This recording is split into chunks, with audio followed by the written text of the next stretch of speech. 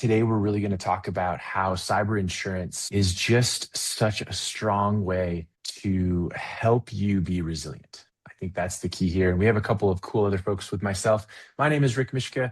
I am a cybersecurity engineer and subject matter expert. I'm excited to talk a little bit about the cybersecurity requirements and components of that. Along with me today is going to be Anita Patel, who is one of our technology trusted advisor leaders. She is a phenomenal resource. She's going to be able to bring you a lot of cool education, but also a lot of really cool services and solutions.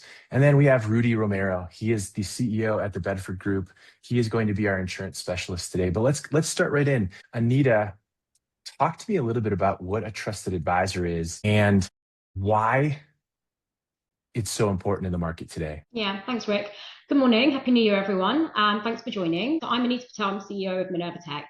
We are a vendor-agnostic, trusted technology advisory firm, and we really help businesses solve problems by choosing the right technology. And what does that mean? It just means that there's so much choice in the world right now. Anything that you need in terms of tech to solve problems within your business, it's really hard to navigate the vendor space. A trusted technology advisor comes in. We have a lot of partnerships with around 350 vendors. We know exactly what vendors and products they can help you with to solve your business problems. So we come with the expert advice to really just hone down on what you need and exactly like how that's going to help your business. We're not salespeople. We don't just sell you anything. We really just kind of support you with your decision making, hold the vendor accountable, and really just bring the right resources to the table for you with our expert engineers in our team to really get you going wherever you are in your business. So whether you're a small, medium enterprise business, working with a trusted advisor really kind of gives you that additional resource to your IT team and your decision making to navigate this world of choice that we have today. I love it. And so if you don't know Anita, you need to get to know her. She is the Pink Queen Goddess.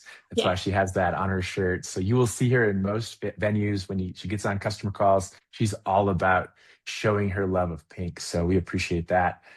Thanks, Rick. Rudy, I'm going to kick it over to you as kind of the expert to introduce yourself from the insurance side, but you are the CEO of Bedford Group. Go ahead, tell us who you are and why insurance is your love right now. Yeah, good morning, everybody. I'm Rudy Romero. I'm the CEO of the Bedford Group Insurance and main producer of the company, or we call it Agent in Charge. Thank you, Rick, Anita, Mark, everybody being here today and the attendees. Appreciate it. Happy New Year, everybody. It is a new year, which means it's a new day to look at some insurance. So I tell everybody insurance is a fickle thing. We live in the state of Florida, but we're able to write throughout the country, depending on where you're located, another 15 or so states. But we'll talk really specifically about the state of Florida. Insurance is changing every single day. I got into the business because I saw the opportunity for people to need, like Anita, trusted advisors, people who can actually help be a resource for you, not just somebody who's a salesperson who writes an insurance policy for you, general liability, professional liability, or cyber.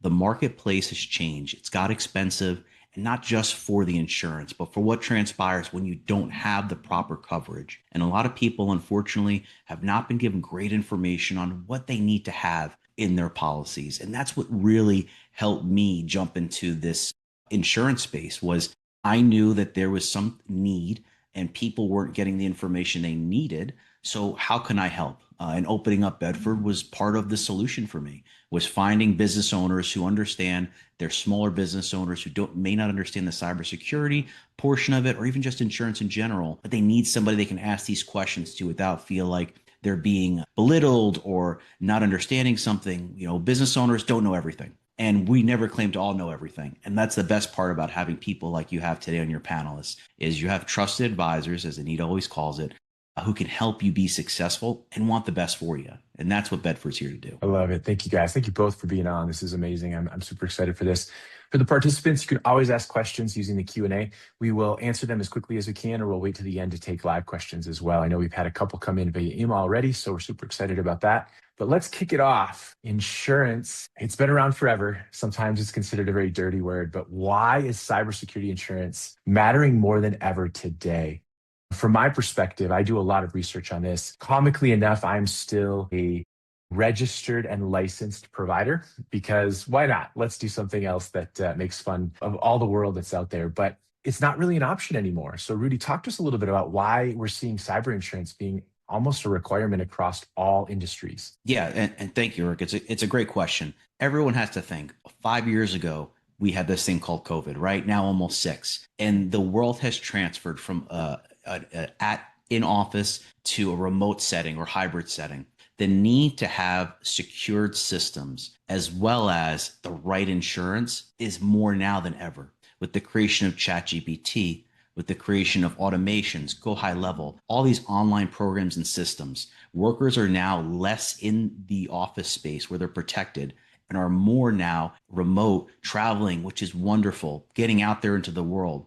But we've never had this before. This is a new situation that most companies have never had to deal with.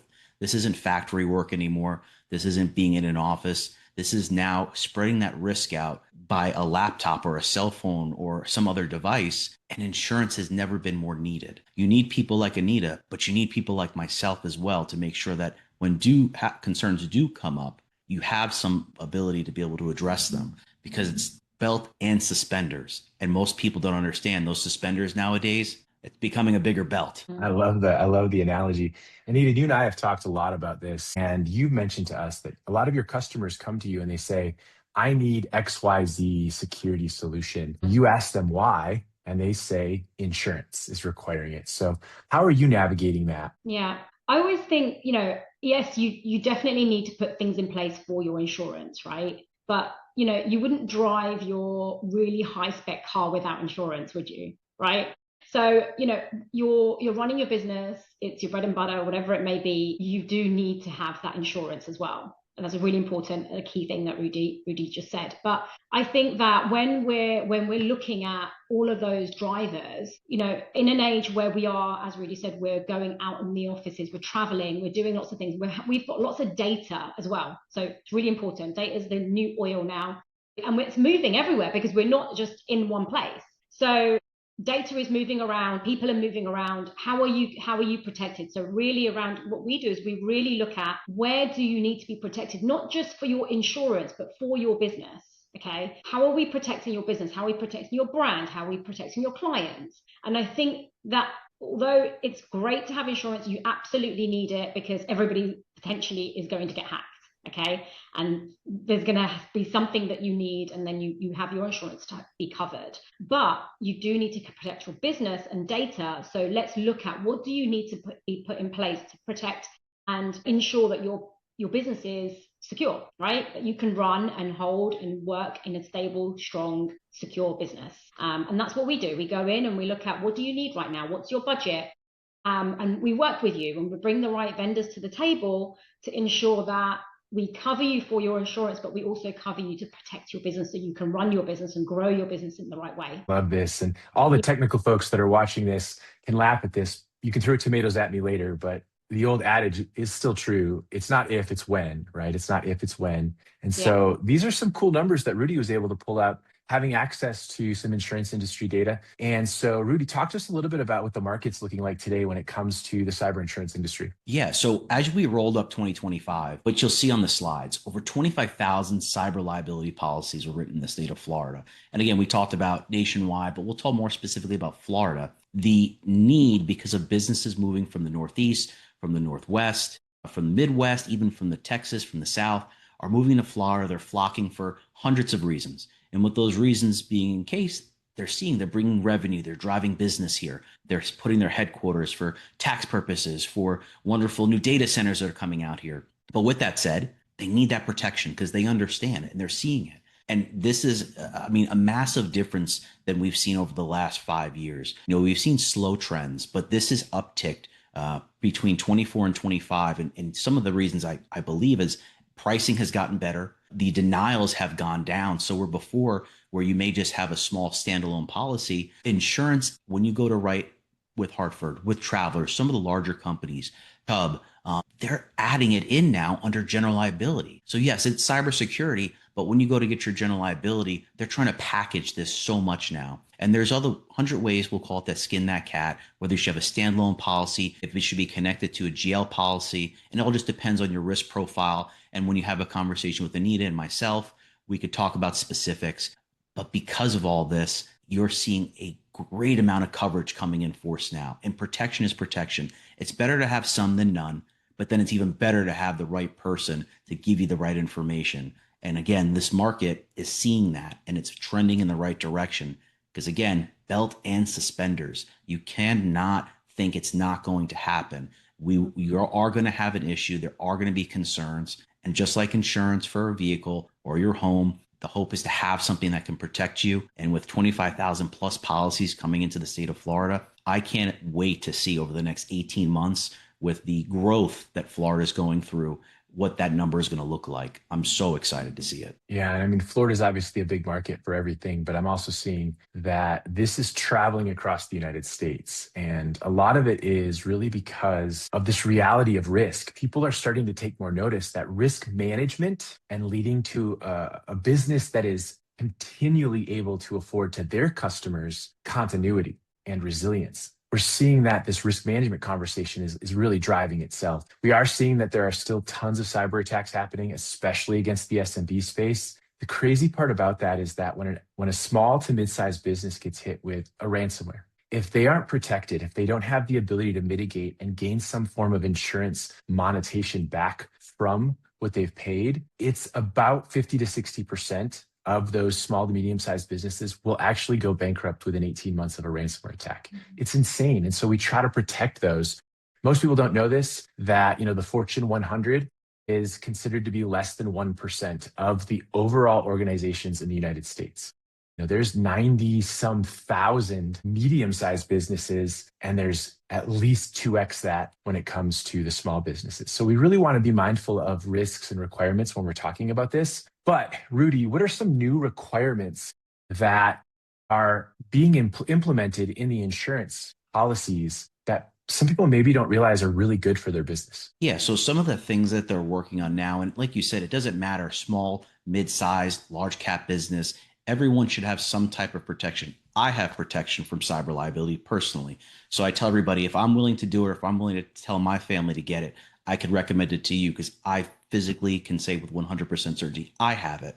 But there are things that are, they're looking for when you do get these policies. One of them is MFA, multi-factor authentication, right? That has to do with remote access and logins and such. Other thing they're looking for, secure data backups. What is your endpoint protection? Do you have antivirus software? Is there firewall? So there's a lot of things that they will ask about. And there are things that truthfully, most people don't understand or they don't know. And that's okay, right? We can't know everything. As a small business owner, the hope is you can do all these great things and you understand insurance, you understand your business and sales and marketing, but let's be realistic. It's not possible. And that's okay. You have people like Minerva Tech who can help you. You have people like Anita who are good advisors who can walk through the paperwork with you to make sure that you actually have the protection first. Because insurance can't stop cybersecurity hacks. I'm not going to stop somebody from being able to ransom your situation or your business, right? That's all Anita's world. That's where she's going to help you be successful. But what you want to see with my world is if it does happen, how can you stay afloat?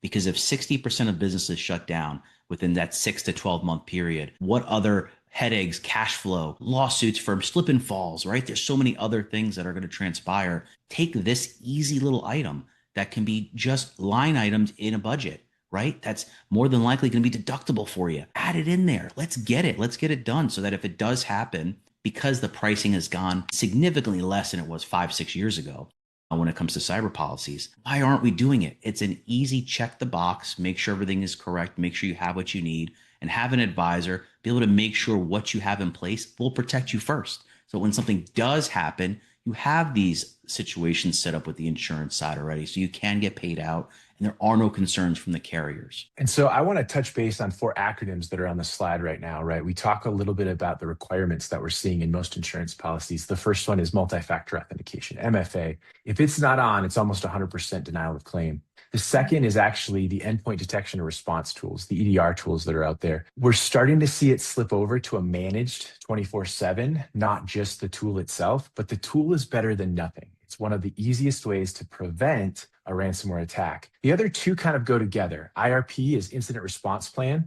and TTX is tabletop exercise. They go together. You create a plan and then you test it. The key here is that the insurance companies are putting this in as a requirement because they want to see that you understand your gap. They want to see that you know where there's potential risk. That's what they're looking for. And if you know it, then you can make those decisions to solve the problem. The newest one I'm seeing that's being added, I saw it added already in January, is some form of identity access control, typically around privileged access. I think that was because this was a larger manufacturing organization and we're using a single username password for 50 people to log into a computer at the same time. And they were trying to solve for that. So talking about those requirements, this is where Anita gets to really step in and lead this conversation. So Anita, how are you working with customers and organizations to identify these requirements, help them find the right solution? Yeah, so, there are really different requirements for different types and sizes of business, right? But you landed on how many employers there are, what the endpoints are, and those things as well, really important. And I think right now what we're seeing a lot of enterprise type solutions with high grade security, that whole security layer being available and really affordable to SMB space, which is great. Yeah. And so we really go in and we look at, okay, where are you right now? How many employees how are you growing? Like, where do you want to be? And we sort of work backwards, right, to protect everything. And then the other part of it is really like backing things up and, making sure you have the right licenses and all of those things as well is really important to ensure your security. And then also cyber awareness training is really important as well. So we're going in and we're looking at, okay, and doing some kind of phishing emails and things, like testing it all out and looking at who's opening what emails and things like that are really important as well, to go, okay, how much other awareness training can we give your employees to mitigate? So we're looking at mitigation all the time. We're looking at how many endpoints do you have, firewalls and network connectivity as well. And I don't want to go too technical, but really looking at it in different layers and seeing where your high traffic is and where we need to protect the most. And then looking at what do we need to back up? Can we recover it? Can we test it? And at the point when you do have a breach of any sort, do you know what to do? Do you know what person to contact? Does your marketing team know what to say? How are you going to, report this? If you want to report, whatever it may be, right? Do you have those things in place and documented and planned, and potentially you've trained it, you've done it before, so that you know what to do? Okay, so all of those things, we go in deep, really, any type of business, to really look at all of those different layers and help you understand it and make it simple, really, really simple. It doesn't have to be expensive. It's not difficult. It's just getting it done. And we're there with our resources to help businesses to do that. Love it. I love the helping standpoint. So real quick, I want to talk about the good, the bad, the ugly. I'm a big Clint Eastwood fan, so this is almost in every one of my presentations I ever do. But the good of cyber insurance is that we're seeing a lot of AI enhanced underwriting. Traditionally, when it came to health insurance or life insurance, we had hundreds of years of actuary data. But now with cyber insurance, with artificial intelligence insurance, with some of the other ones that are coming up there, we're seeing that they need more data crunching to be able to put those tables together faster. It also allows for claim resolution to just be done quicker, right? You're not waiting weeks, you're waiting days, maybe even hours in some situations. This also helps when you look at the requirements of an insurance policy to create a robust security program. And that's the goal, right? You're not just talking about cybersecurity as a cost center anymore. Cybersecurity is part of your resilient business. And the final goal is really, I need some financial protection. I've met these requirements. I still got hacked. I need to be able to save my system. And that's what the insurance industry is really helping there. The bad, there are some high premiums for really comprehensive coverages, but they're not as high as they used to be, right? And you can start to really, as Rudy mentioned, put those in different line items to make sure that you're aligning to what you think your biggest gaps are, what your biggest attack vectors are. It is also of note that a bad thing with cyber insurance is a lot of small businesses think, I'm good. I'm secure because I've met some of these minimal requirements and the insurance company is protecting my back. It's not always the case. And that leads us to the ugly, which is there is still a denial of claims. From 2020 to 2024, we were seeing in the range of 45 to 48% denial of claims, so almost half. It's since changed. In 2025, that dropped to 40%, and we're seeing numbers already from late 2025 going into the early part of this January, that this is likely going to drop down to about 25 to 26% because of the way the insurance companies are now partnering. I want to talk about what is going to make someone uninsurable, and then we'll dig in a little bit about why that denial of claim is actually being dropped. So Rudy, talk to us about what makes someone uninsurable. Yeah. first most important thing is, do you have an advisor? Do you have an IT team? That is we'll call it bare minimum. When somebody contacts me for a cyber policy and I say, okay, well, what is their industry right now? Difference between a tow truck company versus a cyber company or a financial institution, right? So again, everyone's going to have different risk profiles. But if somebody comes in and says, hey, I am opening up a real estate office and I'd like, E&O insurance as well as cybersecurity insurance, the first thing I'm going to ask is, okay, great. So you have an administrator who's administrating your IT services, right? You're not the only person doing the work. Or are you a solopreneur, broker, or that person who's doing it all by yourself? That is the first most important thing. Having an advisor, having the team at Minerva Tech or Anita helping you first and foremost, setting up everything before we even have that conversation, at least putting things in place. Number one. Second is going to be following the rules, right? So if you do say, I'm going to do X, Y, and Z, if you do or do not have the team as advisors, it's following up with that. We have to make sure that if you're actually saying you're going to use the MFA, that you're using things like Barracuda for backups. If you're doing that stuff, actually do it, right? Because when it comes down to claim denial, like we talked about, Rick, you want to have all that together. And then the third most important thing to me is management. It's overall access, control, and management of people, right? So when you say, hey, I'm going to go and hire 30 or 40 sales representatives who have now access to emails, to my systems, how are you managing that access? Not just from an MFA level, but are you deleting users? Are you making sure they can't operate under certain conditions or out of certain areas of the world? Can they access their in Honduras or in the Philippines or something, right? So there are ways to make sure, and it really, really starts with, again, trusted advisor, somebody who can provide you with great IT service and solutions. So when you come to me, I can say to the carrier, yes, you're right, Hartford. Yeah, you're right, Travelers. Insert carrier name. This person who's looking for this policy has a person. They're not just Joe Schmo off the street, small business owner, one solopreneur, right? And again, time and place for that, right? Because we all care about cash flow as business owners, but it's making sure that you have things set up prior to coming to us and saying, I don't have it set up. I'm not sure what I'm doing. That's also okay, right? We have great trusted advisors who can help work through that, but it's just being upfront and honest. We're the people to be honest to, right?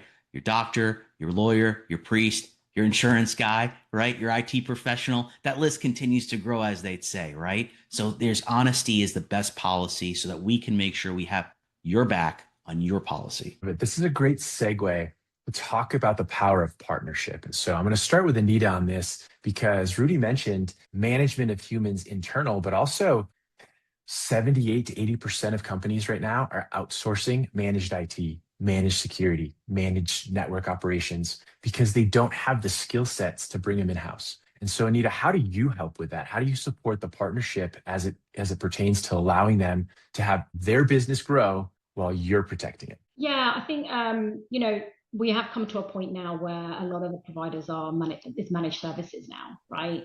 And so it just allows our business owners to really do what they do best, whether it's healthcare, whether it's attorney's office, or they can go about their daily business and know that actually ongoing, whether they've got a turnaround of staff, or they've got people coming in and out of their offices, or people traveling, they don't need to worry because their services are being managed and monitored on a daily basis 24/7, right? And they are protected.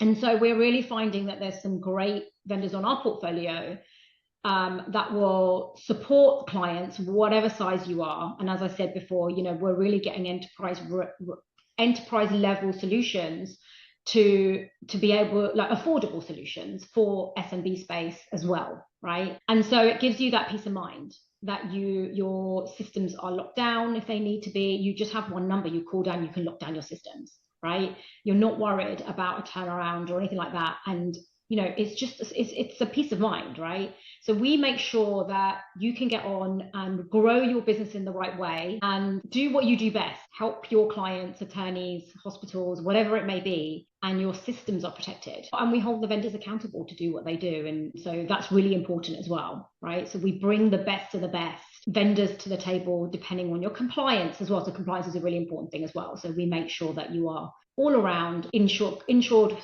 compliant, and everything else, so you don't need to worry. Amazing. Rudy, I'm going to pivot back to you on the partnership stance, because even 5 years ago, people would ask me, who's a great insurance partner? And I'd say all of them, as long as you work with them.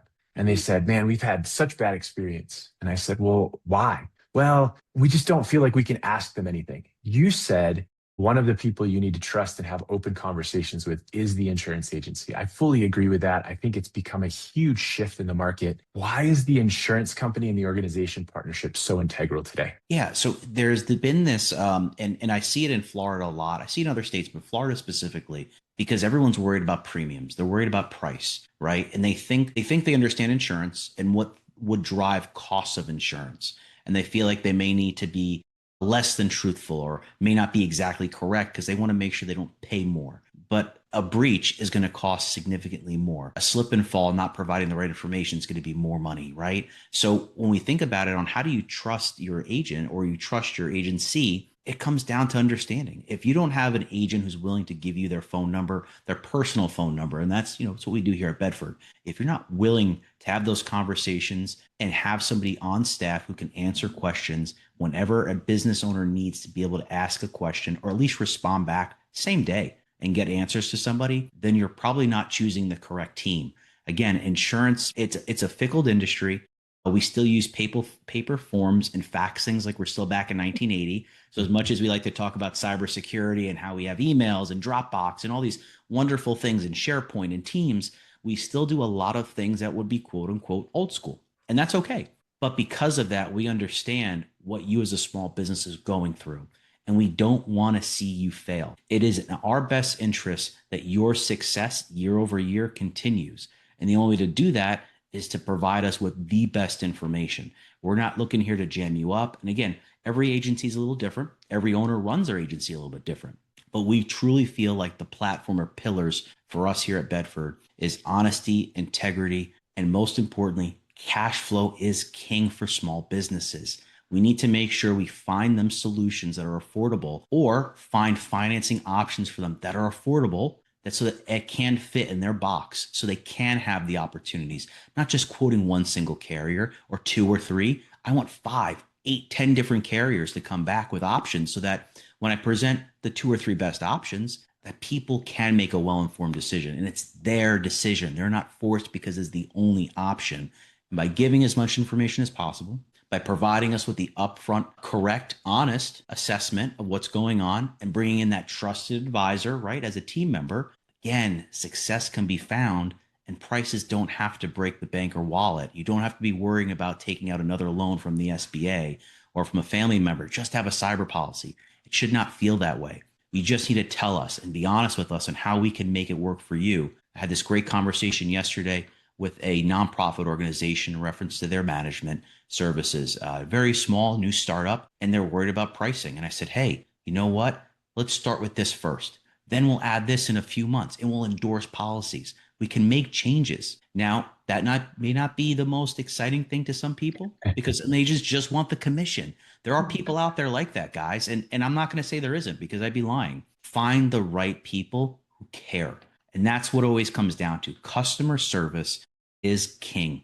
Knowing that that person has your back and will answer that phone call at 8:30 at night, 9 o'clock at night, it's invaluable. What kind of peace of mind or cost does that actually weigh on you realistically as a small business owner versus the 9,000 other things on a day-to-day that you have to deal with? This should not be hard and it should be easily explainable to you. Amazing. I love the conversation we're having. We have to talk about artificial intelligence. It is the double-edged sword of the world today. Rudy, Anita, I assume both of you are using AI for your business today? Yeah. Every day.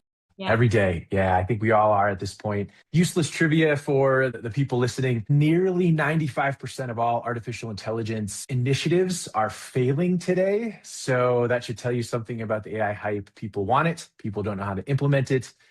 Insurance is starting to lean in with this. And something that I thought was really interesting about artificial intelligence, right, is it's making someone who is not technical, who, unlike me, can understand the coding that goes behind both a ransomware attack and a social engineering event. You now can simply go out and buy ransomware, turn it into a service, and then utilize artificial intelligence to do most of your own phishing. And so it's a really interesting double-edged sword because that's the bad. But the good is it's allowing for premium reductions because it's saying, if you have this, you'll have less attacks. And so, Rudy, what are you seeing when it comes to the artificial intelligence play? I know I just talked to another insurance carrier, right? One of the bigger companies, and they're actually looking at creating an AI insurance policy, which is fascinating. But what are you seeing in the world of insurance when it comes to AI? Yeah, so we are quickly learning to figure out how to adapt and use AI, especially here at Bedford. We love automations. We love having AI a part of our day-to-day conversation. But everyone, and again, I'm not an AI specialist. I'm not the bot queen. I'm not Anita either. I don't know all the wonderful things that go on in the AI world, but I know enough to be dangerous, right? I asked AI. I know how it has to be implemented. And from an insurance standpoint, like even us as an organization, we are using it as a pairing. That's what it should be in most organizations. It should pair with your organization. It's not going to run your organization. It's not taking over your computer tomorrow and is going to go walk down the street and start your car. So this interest in AI is wonderful. It's exciting. It's fast paced, deep fakes, the phishing, all the stuff that's transpiring is quickly happening. And the insurance market is not something that changes very quickly, but it has for AI, which is very interesting because we talked about a few minutes ago that we still have forms that we use called accords that quite literally are paper forms that we submit to the carriers. We still do, faxed even.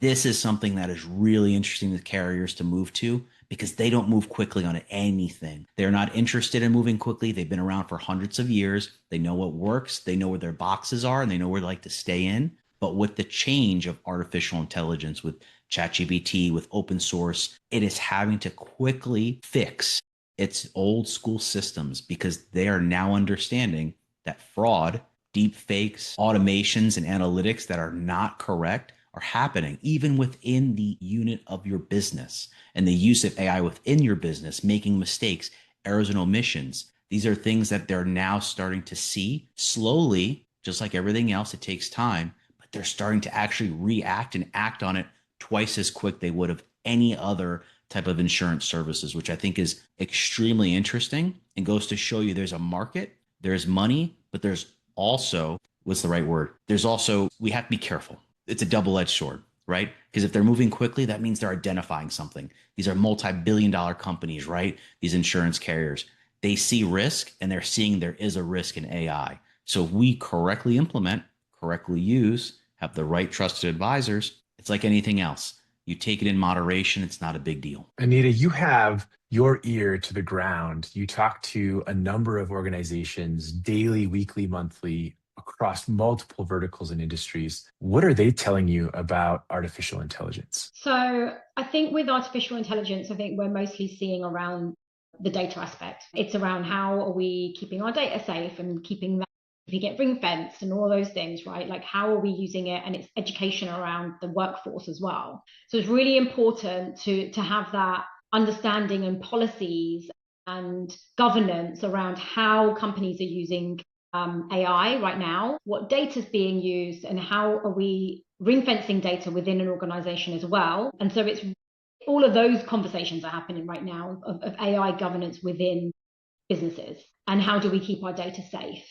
And employees not putting things on ChatGPT on a free version. Those things are really important, and they're the conversations. Like how are we educating our staff and putting that governance in place? Because it's not regulated right now, right? So we've got to keep within a business. You've got to keep some governance with it internally. All right, Rudy, this one's all about you. People have always asked me, and I think you're the perfect person to answer this, but what's the application process look like for cyber insurance? It is not as hard as it sounds, everybody. After listening to this webinar, you're probably thinking, I have to go there with a book with 5 or 6 people, with all my employees. I'm going to have to pull out my social security numbers and I'm going to have to give blood. It's not hard, guys. Very, very interesting. It's not hard. Pre-qualification questionnaire, as it says on the slide, a little form. We call it a supplemental, gives us information about your business. That's going to get sent to the underwriting team at the carriers. They're hopefully going to say, hey, you have that trusted advisor. We love that. You've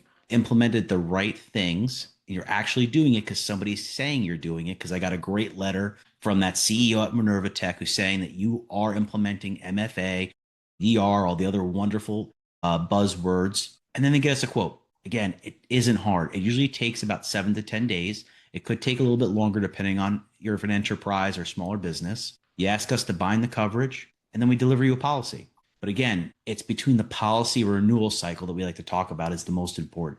It's keeping up to date, having that conversation with a trusted advisor, making sure things haven't changed, right? That's the hardest part of the process, and it's not necessarily the application. It's just making sure that you have everything in place.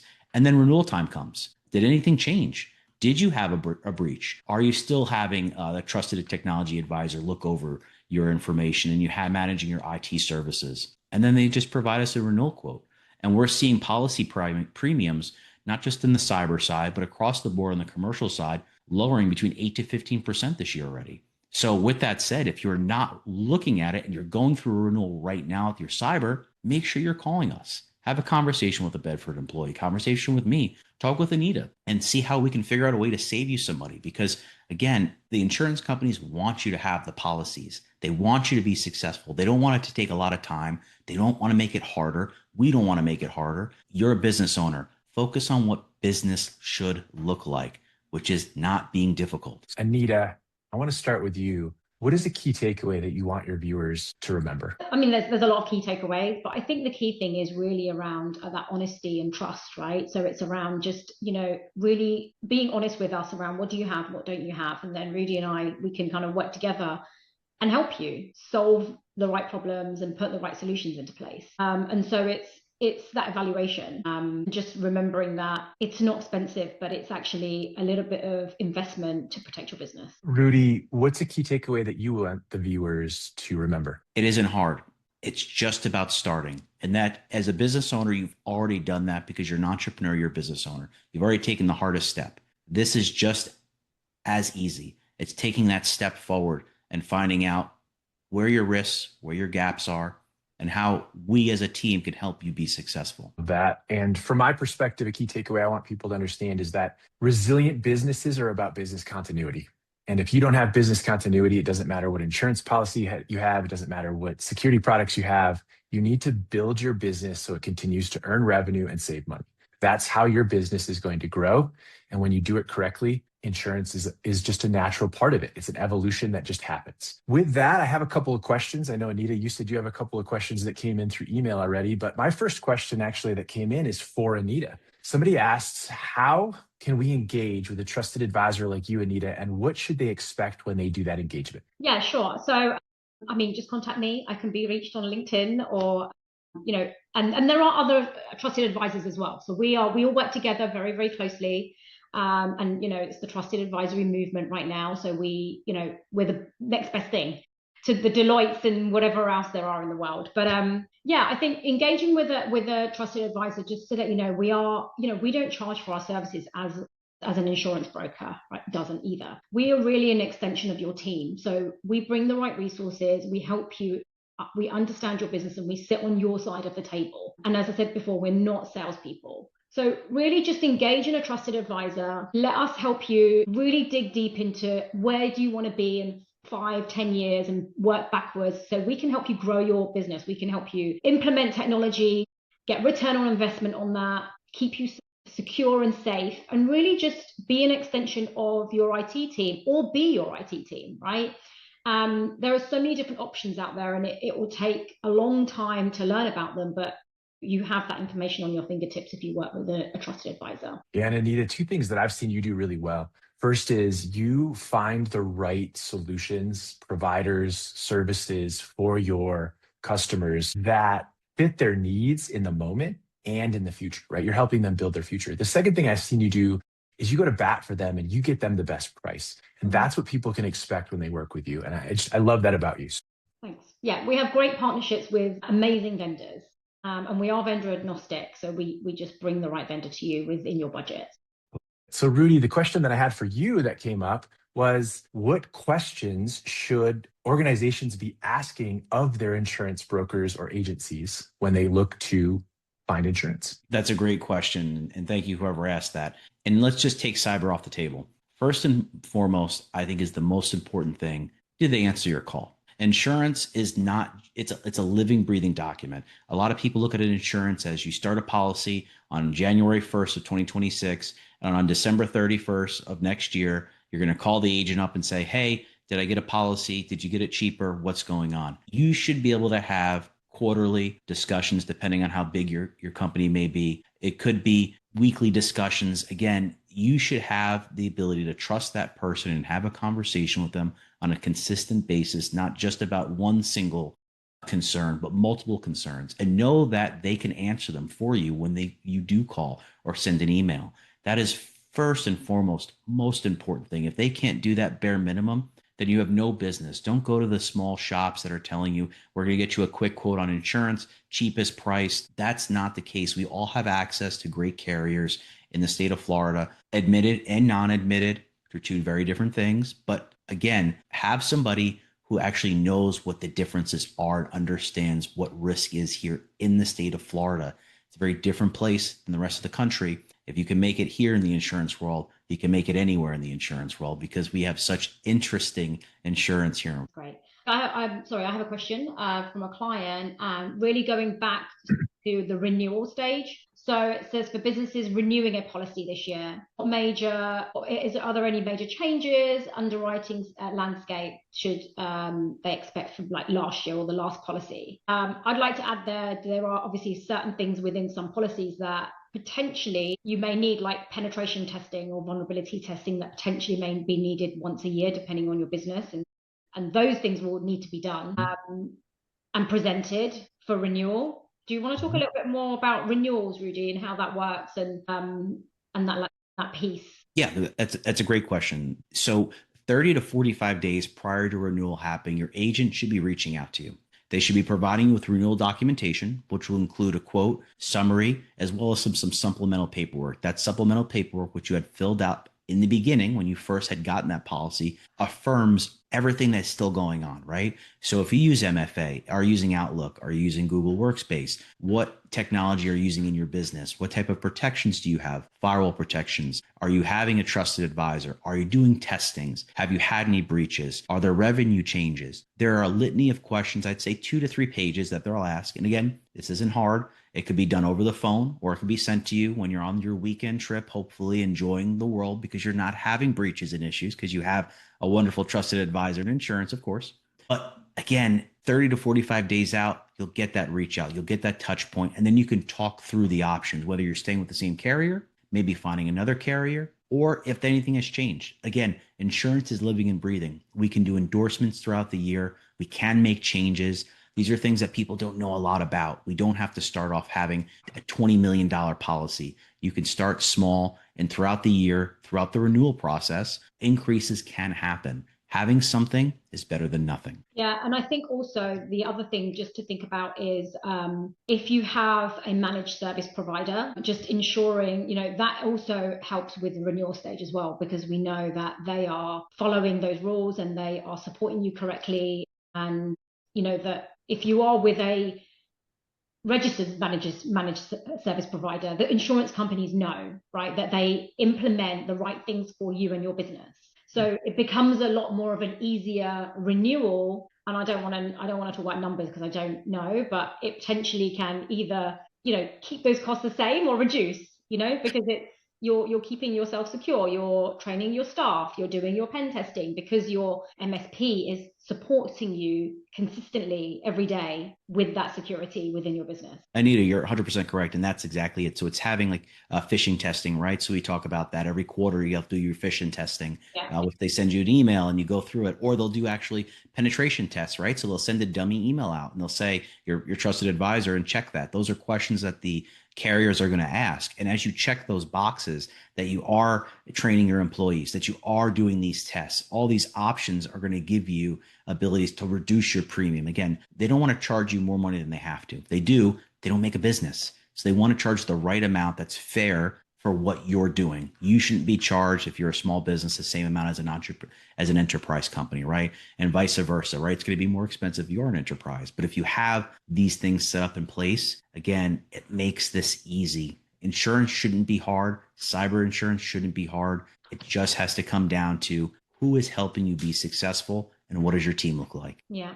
And as insurance shouldn't be hard, technology shouldn't be hard either. And we always, make sure that we make it easy for you and very simple, and, try to talk less techie and talk about more business problems and issues, and just make it easy. I think it is that, Rudy. I think it's just making things easy and simple. Keep it simple, silly, right? That's what they say.